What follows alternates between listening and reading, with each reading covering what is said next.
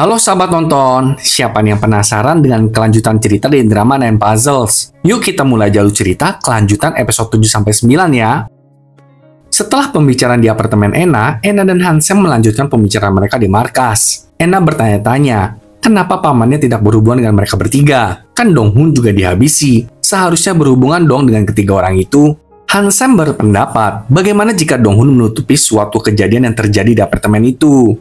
Keesokan harinya, Hansem mendatangi Dongsu dan menanyakan tentang orang seperti apa paman Enna si Donghun itu. Secara Dongsu kan teman Donghun. Dongsu mengatakan kalau Donghun adalah polisi yang baik. Donghun berhenti dari kepolisian karena dia nggak berhasil menangkap pelaku kasus pembunuhan berantai di masa itu. Kemudian Hansem kembali bertemu dengan Enna di ruang arsip kepolisian. Di sana Hansem menceritakan tentang alasan Donghun berhenti dari kepolisian. Enna jadi semakin merasa kalau dia nggak mengenal siapa pamannya itu. Dan rahasia besar apa yang pamannya kubur. Enna dan Hansem lalu mencari berkas kasus yang kira-kira berhubungan dengan Donghun dan keempat kepingan puzzle itu. Mereka akhirnya menemukan satu kasus. Itu adalah kasus pencemaran nama baik. Dan penggugatnya adalah keluarga dari kasus pembunuhan berantai yang merupakan kasus terakhir Donghun. Saat Enna dan Hansem menemui penggugat itu, penggugat mengatakan kalau saudara perempuannya adalah korban terakhir dari kasus pembunuhan berantai itu. Penggugat menanyakan kenapa polisi tidak segera menangkap pembunuh berantai itu 20 tahun lalu. Jika tertangkap, maka saudarinya nggak perlu jadi korban. Dan setelah saudara jadi korban, seorang jurnalis koran malahan menyebarkan hoaks kalau saudara penggugat adalah wanita bar. Maka dari itu si penggugat melaporkan pencemaran nama baik. Bahkan sampai sekarang, penggugat masih ingat nama jurnalis koran itu. Dia adalah Lee Gang-yun. Dan Lee Gang-yun sudah kehilangan nyawanya karena bundir. Hal ini tentu mengejutkan Hansem dan Enna. Malam itu, Hansem dan Enna menemui polisi di wilayah Lee Gang-yun bundir dan meminta berkas kasusnya. Saat memeriksa berkas kasus tersebut, Enna menemukan Lee Gang-yun sering berkomunikasi dengan Oh Chol-jin. Dan dari foto kasus, mereka melihat di samping tubuh Lee Gang-yun terbaring, ada kepingan puzzle lainnya. Terungkap juga kalau Lee Gang-yun kehilangan nyawanya 8 bulan sebelum Donghun dihabisi. Enna langsung menyadari kalau Lee Gang-yun adalah kasus pertama dari misteri puzzle ini. Yang berarti, Lee Gang-yun bukanlah bundir, namun dihabisi. Keesokan paginya, Hansem mengajukan cuti selama setahun kepada Jung-ho. Dia mengatakan kalau dia dan Enna sedang menyelidiki puzzle-puzzle itu. Jung-ho tentu terkejut dengan keputusan Hansem. Dia tidak menyetujui Hansem cuti. Tapi Hansem diperbolehkan melakukan penyelidikan tentang puzzle itu. Karena bagaimanapun, puzzle itu berkaitan dengan kasus mereka. Namun Jung-ho menginginkan agar Hansem melaporkan segala hasil penyelidikannya kepada Jung-ho. Setelah itu, Hansem menemui detektif yang dulu menangani kasus Lee Gang-yun. Detektif itu berkata kalau dirinya juga curiga dengan cara Lee Gang-yun bundir, karena kepalanya dimasukkan ke dalam kantong plastik. Kan gak umum aja orang bundir melakukan hal itu. Tapi masalahnya, keluarga Lee Gang-yun gak menginginkan otopsi. Maka karena itulah kematian Lee Gang-yun ditutup sebagai kasus bundir. Di sisi lain, Enna mendatangi kantor polisi di wilayah Lee Gang-yun bundir dan menemukan kepingan puzzle di dalam kotak barang bukti kasus itu dengan gambar seorang pria memegang kamera. Kembali ke Hansem, detektif itu lalu menyuruh Hansem untuk berbicara dengan Jung-ho. Karena dulu tuh Jung-ho yang awalnya memimpin kasus Lee Gang-yun. Nah loh, segeralah Hansem menemui Jung-ho dan menanyakan kenapa Jung-ho nggak memberitahu Hansem tentang kasus Lee Gang-yun. Itu kan awal mula kepingan puzzle itu muncul. Tapi Jung-ho tidak menjawab pertanyaan Hansem. Dia malahan mengklaim kalau Hansem tidak benar-benar mengenal Enna. Jung-ho menceritakan, dulu Lee Gang-yun ditemukan meninggal di apartemennya. Tapi pada hari itu, putra Gang-yun bersama teman-temannya mengadakan kelompok belajar tepat di lantai atas apartemen Gang-yun. Dan salah satu dari teman-teman putra Gang-yun adalah Enna dong. Pada jam kematian Gang-yun, Enna tuh nggak ada alibi yang jelas. Karena itulah, Jung-ho minta izin kepada Donghun untuk menginterogasi Enna. Karena kan saat itu Enna masih di bawah umur. Tapi Donghun tidak mengizinkan Jung-ho untuk melakukannya. Dan malahan membela keponakannya itu. Sejak saat itulah Jung-ho merasa curiga sama Enna. Apalagi 8 bulan kemudian Donghun juga meninggal. Dan lagi-lagi Enna nggak ada alibi yang jelas. Jung-ho bertanya kepada Hansem, apakah Hansem bisa mempercayai Enna sekarang? Aduh, mabok dah. Malam itu, Hansem menanyai alibi Enna di waktu Gang-yun dihabisi. Enna menjawab kalau malam itu dia ke atap apartemen. Hansem bertanya lagi, terus kenapa Enna dari awal nggak jujur aja ke Hansem? Kalau Enna tahu siapa Gang-yun? Karena kan Gang-yun adalah ayah dari salah satu teman Enna. Enna menjawab dia malu aja ketahuan pernah ikut kelompok belajar ilegal saat masih SMA. Ena merasa kesal dan menyuruh Hansem untuk memilih lebih mempercayai Jungho apa Ena. Setelah mengatakan itu, Ena pun pergi meninggalkan rumah Hansem. Keesokan harinya, Ena mengunjungi Oh Chol-jin di Jeju setelah menyadari bahwa Chol-jin adalah teman Dong-hun.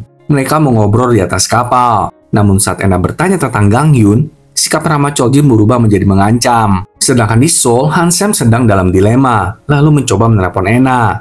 Tapi yang mengangkat telepon Ena adalah seorang polisi di Jeju. Hansem makin terkejut saat mengetahui bahwa Ena telah ditangkap sebagai tersangka pembunuhan. Kita lalu melihat seorang pekerja galangan kapal menemukan Ena sedang menarik sesuatu dari atas kapal. Dan ternyata, itu adalah tubuh Chol-jin yang udah tenggelam. Keesokan paginya, Hansem akhirnya tiba di kantor polisi Jeju. Dia langsung menemui Ena yang sedang ditahan dan menanyakan apa sebenarnya yang telah terjadi. Tapi Ena tidak menjawab apapun dan pergi meninggalkan Hansem dalam kebingungan. Karena masalah ini cukup besar, kepala polisi Hyun beserta Jungho mendatangi Ena di kantor polisi Jeju. Mereka menginginkan agar Ena mengatakan yang sebenarnya, agar masalah ini cepat selesai.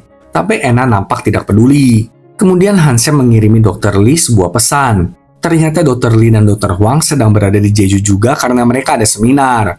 Akhirnya kedua dokter itu pun mengunjungi Ena di penjara.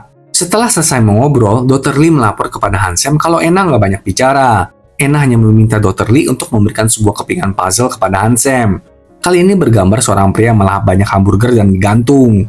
Melihat puzzle itu, Hansem langsung mendatangi Ena di selnya. Hansem memaksa Ena untuk menceritakan apa yang terjadi. Karena Hansem ingin mengeluarkan Ena dari penjara. Tapi Ena hanya memberikan Hansem sebuah kartu nama dari taksi yang dikendarainya. Menyatakan kalau itu adalah alibinya. Sementara itu di Seoul, Dongsu, Hyun, dan Jungho berkumpul bersama. Mereka membicarakan kalau sepertinya analisis Ena benar. Ini adalah pembunuhan berantai kepingan puzzle, dan Chol-jin adalah korban ke-6. Kembali ke Jeju, akhirnya Hansem bisa membebaskan Ena. Karena pada waktu perkiraan Chol-jin meninggal, Ena sedang ada di dalam taksi. Pengemudi taksi bilang kalau dia menjemput Ena dari dermaga ke hotel. Kemudian kembali lagi ke dermaga. Hansem menanyakan kenapa Ena melakukan hal seperti itu. Ena hanya menjelaskan kalau dia diberikan kepingan puzzle itu saat sedang berada di dalam taksi. Ena tentu merasa ini sangat janggal banget. Kok bisa pelakunya tahu dimanapun Ena berada? Keesokan harinya, Ena menemui Dr. Lee di kliniknya. Dengan gamblang, Ena mengatakan kalau dirinya mencurigai Dr. Lee. Tapi seperti biasa, Dr. Lee menanggapi Ena dengan tenang. Setelah berbicara dengan Dr. Lee, Ena menemui Dr. Hwang di ruangannya. Sepertinya Ena mencurigai kedua dokter itu. Tapi Dr. Hwang sedang tidak ada di tempat. Sementara itu, Hansem mendatangi kantor polisi Mapo untuk mencari lebih dalam tentang Jungho. Polisi di sana hanya mengatakan kalau Jungho memang penyidik yang hebat, tapi tidak terlalu memusingkan pertemanan. Tapi ada yang dia ingat, pada malam kematian Dong-hun, polisi itu dan Jungho sedang minum bersama. Tapi tiba-tiba, Jungho pamit pergi sebentar dengan alasan mau membantu saudaranya. Padahal sepengetahuan Hansem, Jungho itu nggak punya saudara. Dia tumbuh di panti asuhan. Jujur makin mumet deh ini kasus ya. Hansem lalu mendatangi tempat minum yang dikatakan oleh polisi itu. Ternyata, jarak dari tempat minum itu ke rumah Dong-hun adalah 12 menit. Yang berarti bisa aja Jungho yang menghabisi Dong-hun. Kemudian di kantor polisi, Dong-su memberikan arahan kalau tim Jungho beserta Ena akan mengerjakan kasus pembunuhan berantai kepingan puzzle. Ena lalu memberikan arahannya. Dia menjelaskan, kalau melihat dari susunan 6 kepingan puzzle yang udah terkumpul, kemungkinan besar totalnya ada 9 keping. Berarti masih ada 3 kasus pembunuhan lagi yang akan terjadi. Malam itu, Hansem dan Ena kembali bertemu. Hansem dengan segala pemikirannya menduga kalau Jungho lah pelaku yang sebenarnya. Ya, meskipun belum ada bukti jelasnya. Keesokan harinya, Hansem menyatakan pemikirannya itu kepada Dongsu. Setelah itu, tim mengadakan rapat. Choi-san mengatakan kalau Chol-jin pernah menjadi mandor untuk mengawasi pembangunan The One City. Chol-jin meninggal karena sesak napas. Dia dicekik sampai kehilangan nyawanya. Tapi seperti pembunuhan lainnya, tidak ditemukan DNA pelaku dan CCTV pun tidak merekam apapun. Keesokan harinya, Hansem tiba-tiba meminta tolong kepada Choi-san. Ternyata, Hansem ingin menghipnotis Choi-san untuk mengetahui kejadian sapu tangan di lokasi Yunsu. Setelah berbagai pertanyaan yang dilontarkan oleh teman profiler Ena, akhirnya kita mendapatkan sebuah pengungkapan kalau Jungho lah yang telah mengambil sapu tangan tersebut. Mendengar itu, Hansem langsung kaget dan tidak percaya. Kemudian kita melihat Jungho menghadapi Hansem. Dia mengeluarkan sapu tangan yang telah diambilnya dari TKP Yunsu. Jungho bahkan dengan gamblang mengakui kalau dialah yang telah menghabisi semua orang yang ada di puzzle. Ya, kecuali Kang ya. Mendengar itu, Hansem langsung menangkap Jungho di tempat. Hal ini pun disaksikan oleh para detektif lainnya. Di ruang interogasi, Hansem menanyakan kenapa Jungho menghabisi kelima orang itu. Jungho mengatakan kalau dia akan menjawab semuanya asal Hansem memanggil pers. Hansem bertanya, kenapa Jungho mengakui semua ini? Jungho berkata kalau dia udah lelah dengan semua ini.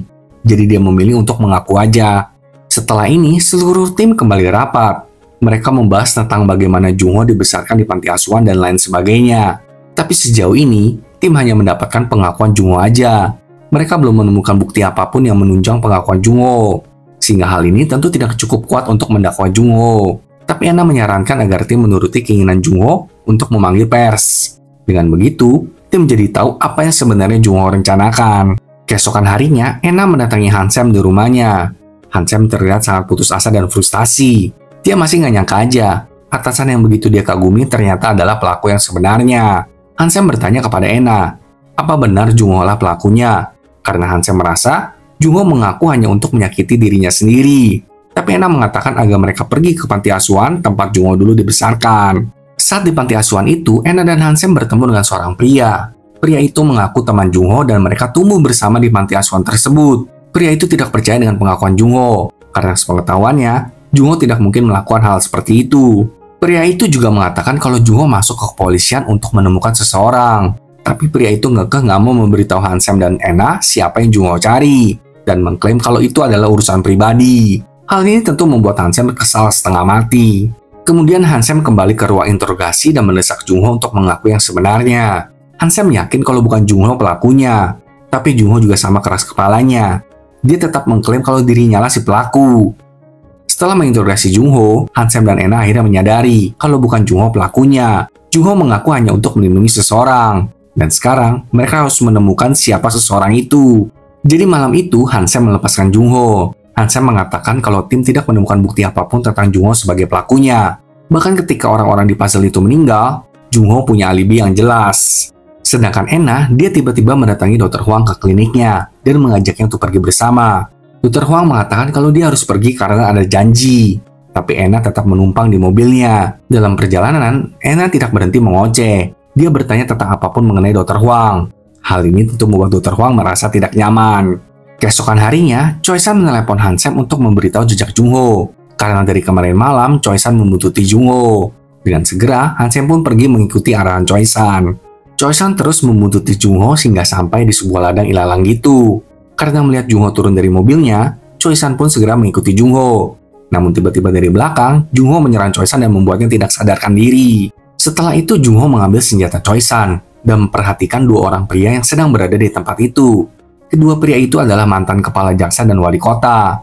Kemudian, Jungho melihat ada pelaku sesungguhnya yang sedang memegang senapan dan mengarahkan senapan itu kepada kepala jaksa.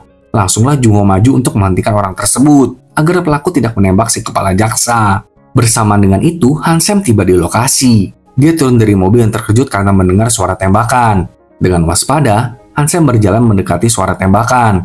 Lalu Hansem melihat Jungho sudah terkapar dengan luka tembak di dadanya. Hansem segera memanggil ambulans. Di saat itu, Jungho yang masih sadar bertanya kepada Hansem, apakah korbannya selamat? Tapi Hansem bingung, korban yang mana maksudnya? Jungho berkata kalau dia udah berusaha untuk menghentikan si pelaku. Tapi akhirnya gagal juga. Jungho lalu meminta maaf kepada Hansem dan mengatakan kalau semua ini adalah kesalahannya. Lalu di akhirnya, Jungho mengatakan Shindonga Sojin, yang masih kita belum tahu apa itu. Di kantor polisi, tim membahas kedua pria di ladang tadi itu. Pria pertama adalah Kwon Sang-bom. Dia kena tembak dan udah dilarikan ke rumah sakit. Kwon Sang-bom adalah mantan kepala jaksa. Sedangkan pria kedua adalah wali kota. Tapi wali kota melarikan diri ketika mendengar bunyi tembakan. Diketahui juga kalau ponsel Jungho menghilang. Setelah rapat, Hansem pergi ke rumah sakit tempat Kwon Sang-bom dirawat untuk mengawasinya. Sementara itu, Hyun, si kepala polisi, sangat marah karena penyelidikan mereka tentang pembunuhan berantai kepingan puzzle tersebar ke pers. Tentu saja, ini adalah ulah Ena. Keesokan harinya, Hansem ditelepon oleh Ena. Ena mengabarkan kalau potongan puzzle ke-7 sudah muncul. Ena meminta Hansem untuk menyalakan televisi. Ternyata puzzle ke-7 dikirim ke saluran berita dong. Bersamaan dengan itu, Kwon Sang-bom tiba-tiba kejang-kejang hebat, dan monitor jantung menunjukkan Kwon Sang-bom telah kehilangan nyawanya. Siapa sih pelakunya, hayo? Apakah Dr. Huang? Menurut sahabat nonton siapa? Mari saksikan kelanjutan episodenya ya. Sampai jumpa.